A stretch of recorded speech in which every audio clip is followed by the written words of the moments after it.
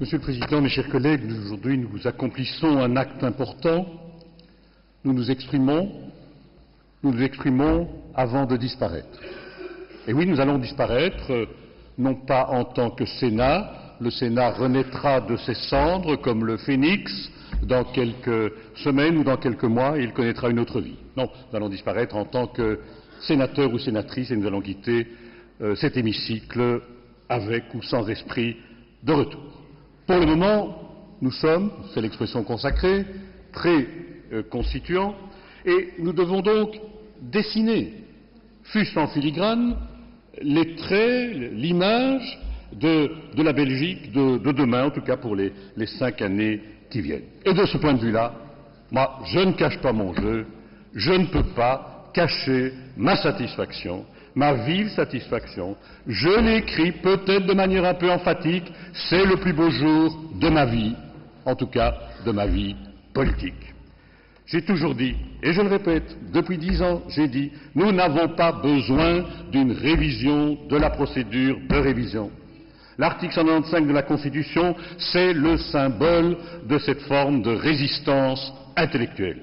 Et je le dis, je le répète, il n'y a aucune raison technique pour modifier aujourd'hui l'article 195 de la Constitution. Par contre, il y a une raison politique majeure pour ne pas le modifier. Et cette raison, elle est très simple. Dans notre pays, il y a des incendiaires. Je ne juge pas leur discours, je ne juge pas leur comportement, mais je les dénonce. Et je me dis, je ne veux pas donner une boîte d'allumettes à des incendiaires, même quand ils se présentent parfois comme les pompiers de service. C'est l'application même du principe de précaution politique.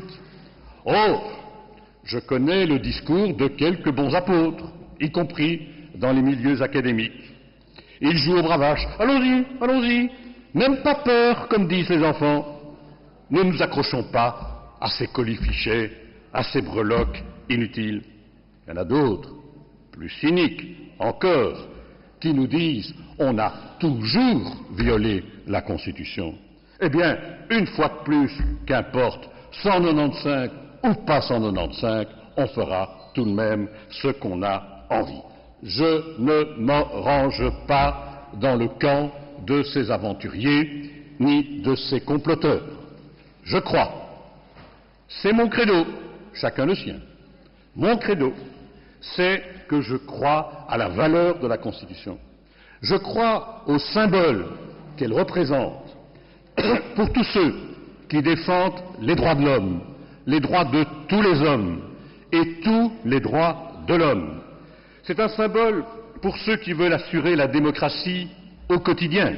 C'est un symbole pour ceux qui croient aux vertus d'une société politique ordonnée. C'est un symbole pour ceux qui sont attachés aux institutions de notre pays, y compris, faut-il le dire, la monarchie. Oh, je sais bien, j'allais dire, je suis payé pour le savoir, que la Constitution n'a qu'une valeur relative. Moi, je ne me fais pas d'illusions. La Constitution, vous savez, c'est comme une digue. Une digue, elle protège des marées. Mais ça ne veut pas dire que la digue n'est pas de temps à autre submergée. Ça ne veut pas dire que la digue ne doit pas être, à certains moments, colmatée. Mais, je vous pose cette question, est-ce que ces accidents de parcours doivent nous inciter à détruire les digues, à supprimer les brise-lames et à démolir les quais d'amarrage? Poser la question, c'est déjà y répondre. Alors, aujourd'hui, je me réjouis sans réserve. Le Sénat, notre Sénat, a enfin compris le message, un message de bon sens, un message de raison, un message de prudence. Excusez-moi cette formule, nous ne sommes pas ici pour mettre le feu au Reichstag. Tout est-il parfait? Tout est-il parfait dans la petite déclaration de révision d'aujourd'hui? Je suis heureux, mais je ne suis pas aveugle. Et je mesure la différence qu'il y a parfois entre les déclarations, dans tous les sens du terme, et les réalisations. Je ne prends qu'un exemple. La déclaration de 2007 prévoyait déjà l'insertion d'un article relatif aux droits et libertés des personnes handicapées. Et avec notre ancien collègue Philippe Monfils, nous avions conçu un article en ce sens. La déclaration de 2010 nous habilitait à nouveau à réviser le titre 2 de la Constitution pour consacrer les droits des personnes handicapées. Nous avons donc redéposé notre texte au cours de la législature. Bon, le texte a été voté une nouvelle fois par le Sénat, mais l'indolence de la Chambre des représentants n'a pas permis d'arriver au bout du parcours constitutionnel. Et je lis aujourd'hui que des esprits amnésiques se félicitent de ce que la déclaration contienne enfin, disent-ils, une disposition qui permette de définir les droits des personnes en situation de handicap. Oh, c'est sans doute ce qui fait la richesse et la difficulté de notre métier. Nous ne sommes pas... Je vois que M. Mahou reste attentif au droit à l'eau. Nous ne sommes pas des indignés. C'est un peu facile, ça, les indignés. Nous ne sommes pas des résignés. C'est plus important.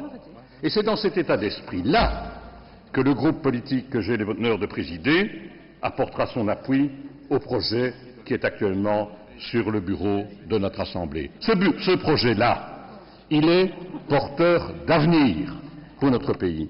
Il préserve la continuité et la stabilité de nos institutions. Il en garantit la solidité. Oh, je sais, c'est peut-être un peu désuet, mais moi, je ne peux pas m'empêcher de dire ce soir, puisque je suis peut-être le dernier à prendre la parole dans ce débat général, à dire, sans romantisme, mais avec confiance et avec détermination, et en essayant de donner à chaque mot son sens plein et entier, vive la Constitution. Je vous remercie de votre attention.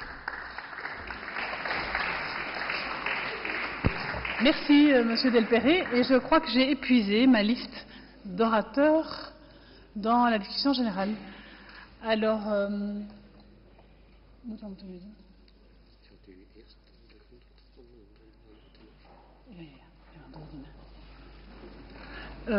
allons voter. Alors, est-ce qu'il faut encore débattre sur les articles? Mais je crois qu'on va le faire article par article en avançant dans les votes, non? Ou est-ce que quelqu'un souhaite encore intervenir sur des points particuliers? Tout a été dit, je crois. Hein. D'accord, alors il faudra qu'on sonne. Hein.